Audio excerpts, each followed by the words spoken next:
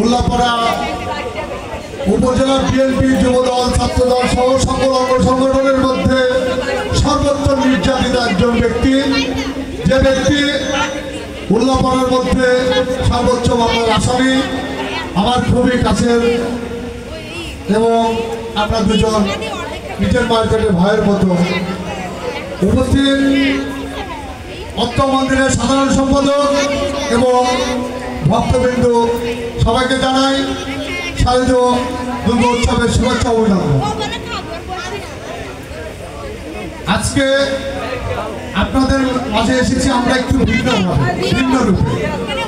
আমাদের প্রান্তীয় নেতা সিরাজগঞ্জ ৪ আসনের এমপি মনোনয়ন প্রার্থী, সিরাজগঞ্জ জেলা বিএনপির সহসভাপতি কেম সরবদ্দীন মঞ্জু ভাই, তিনি অসুস্থ, যার জন্য আপনাদের মাঝে আসতে পারেননি। উনি সুস্থ থাকলে অবশ্যই কোথাও না গিয়ে অন্তত নিক্সনের মন্দিরে আসতো, কারণ নিক্সনকে সে এতটাই ভালোবাসে নিজের সন্তানের চেয়েও অংশে কম নয়। তিনি আপনাদেরকে শারদীয় দুর্গা উৎসবের শুভেচ্ছা জানিয়েছেন। আপনারা তার জন্য দোয়া করবেন যেন অতি সত্ত্ব সুস্থ হয়ে আমাদের মাঝে ফিরে আসতে পারে। হিন্দু, মুসলিম, বৌদ্ধ, খ্রিস্টান সবাই আমরা মিলেমিশে একসাথে কাজ করতে চাই। আমরা ঐক্যবদ্ধভাবে একসাথে থাকতে চাই। আমাদের মধ্যে কোনো ভেদাভেদ, কোনো হিংসা থাকবে না। আমরা একে অপরে একই সম্প্রদায়ের মনে না করে আমরা অভিন্ন, আমরা এক, এটা যদি আমরা মনে করি তাহলে একে অপরের বিপদে আপদে আমরা পাশে থাকতে পারবো। আমরা আমাদের মধ্যে ভালোবাসার সম্প্রীতি থাকবে, আমরা একসাথে পথ চলবো, এটাই আমাদের প্রত্যাশা। এবং দুর্গা পূজার এই হোক আমাদের অঙ্গীকার।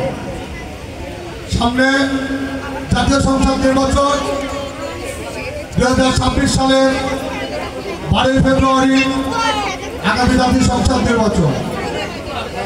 এই নির্বাচনে বিএনপি বড় দল, আমাদের অনেকই প্রার্থী আছে। এই প্রার্থীর মধ্যে থেকে আমরা একটা প্রার্থীর প্রতিনিধি হিসেবে এসেছি, তার মানে এই নয় যে বাকি প্রার্থীগুলো আমাদের নয়। আমাদের এর মধ্যে থেকে যাকে ধানের শীষ মনোনয়ন দেওয়া হবে আমরা সবাই ঐক্যবদ্ধভাবে তার কাজ করব। আপনাদের কাছে ধানের শীষের ভোট চাই। আরেকটি কথা না বললেই নয়, বিগত দিনে আমরা অনেক শুনেছি আমার হিন্দু ভাইদেরকে বলা হতো সংখ্যালঘু। হিন্দু, মুসলিম এরা কি বাংলাদেশের বাইরে জন্মগ্রহণ করেছে? এরা বাংলাদেশে জন্মগ্রহণ করেছে। আমরা যেমন বাংলাদেশে জন্মগ্রহণ করেছি, আমার হিন্দু ভাইরাও তারাই বাংলাদেশে জন্মগ্রহণ করেছে। তাহলে কিসের এত ভেদাভেদ? তারাও বাংলাদেশি, আমরাও বাংলাদেশি। আমাদের পরিচয় আমরা বাংলাদেশি, আমাদের পরিচয় আমরা মানুষ। সবার উপরে মানুষ সত্য, তার উপরে নয়। আমরা মানুষ, এটাই আমাদের বড় পরিচয়। আরেকটি কথা, যেহেতু নিক্সন কুমার আমিনের মন্দির, আগামী দিনে আমাদের প্রিয় নেতা কেম সরবদ্দীন মঞ্জু ভাই যদি এমপি মনোনয়ন পায়, যদি আপনারা ভোট দেন, আমি কথা দিয়ে যাচ্ছি এই মন্দিরে ছাদ সহ এই আগামী দুর্গা পূজার আগে এই মন্দিরের ছাদ সহ সম্পূর্ণ কাজ সমাপ্ত করবো ইনশাল্লাহ, কথা দিয়ে গেলাম। এটা শুধু নিক্সনের দাবি নয়, এটা আমারও ব্যক্তিগত দাবি। এই মন্দিরের মাথার উপরে ছাদ এবং সুন্দর মনোরম পরিবেশ করে দেওয়ার দায়িত্ব আমাদের। আমি কথা দিয়ে গেলাম, আপনারা ধানের শীষে ভোট দিন ইনশাল্লাহ।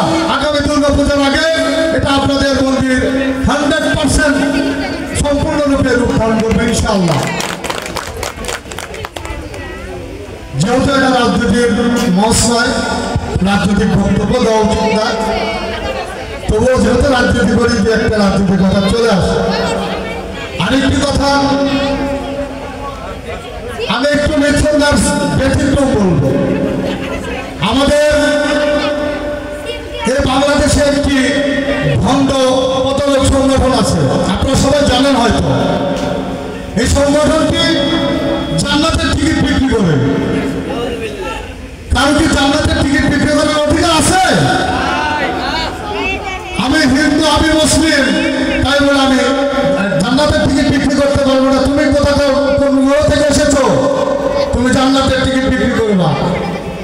তুমি প্রতারণা করে মানুষকে ভুল বুঝিয়ে বিভ্রান্ত সৃষ্টি করে তোমরা ছলনের রাস্তায় নিচ্ছ।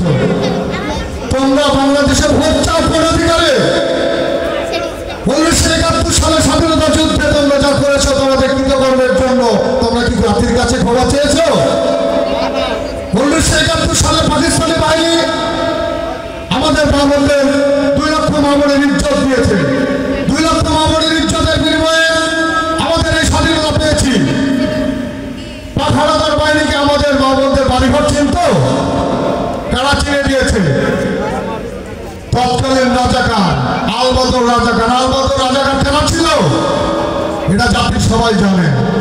আপনারা আপনাদের কৃতকর্মের জন্য আগে পাপ চান, তারপরে আসেন আমার বাংলা স্বাধীন বাংলার জনগণের কাছে ভোট চাইতে। আপনাদের ভোট চাওয়ার কোনো অধিকারী নাই। আপনারা ভণ্ডামি করে জান্নাতের টিকিট বিক্রি করে মানুষকে বিভ্রান্ত করার চেষ্টা করছেন। যদি মানুষ যদি জান্নাতের টিকিট বিক্রি করতে পারত তাহলে হিন্দু ভাইরা ভগবানের পূজা করতো না, মুসলমানরা মসজিদে গিয়ে উপাসনা করতো না, প্রার্থনা করতো না। অতএব ভণ্ডামি বাদ দিয়ে জাতির কাছে ক্ষমা চেয়ে আসুন। স্বাধীন বাংলাদেশে আপনি বাস করেন, আপনার ভোট চাওয়ার অধিকার আছে। আপনি তখন ভোট চান, আমাদের কোনো আপত্তি থাকবে না। যেহেতু রাজনীতির বক্তব্য আসলে দিয়ে ফেলেছি আর দেবো না।